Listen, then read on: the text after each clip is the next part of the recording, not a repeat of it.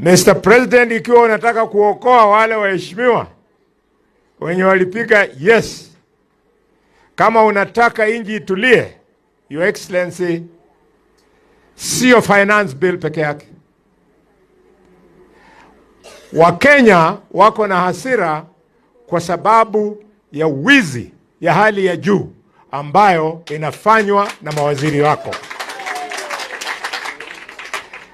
Wakati Linturi alileta wizi wa mbolea, nikainua sauti, alafu bunge ikakataa kumngoa yule Linturi. Hiyo hasira kwa Linturi na wale mawaziri wengine ambao ni waizi kama yeye ndio inaleta hii shida yenye unaona wa Kenya.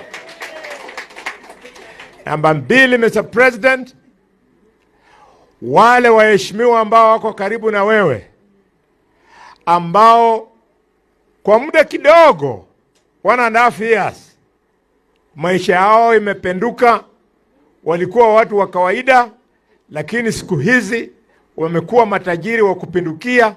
Hata Didmus Barasa amenunua ndege, wengine hatuwaoni chini tena, wanapitia huko juu.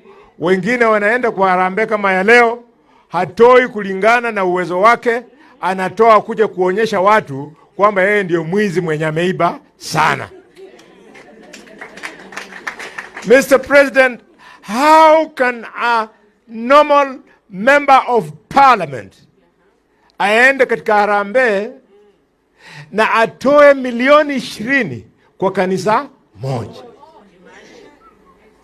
Aende kwa kanisa inayomfuata anapatia padri gari mpya ya Prado.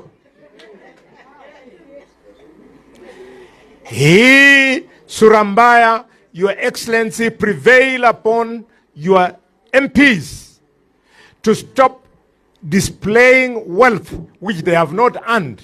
They are displaying wealth yenye wameibia hawa watu maskini, hawa watu hawasikii vizuri.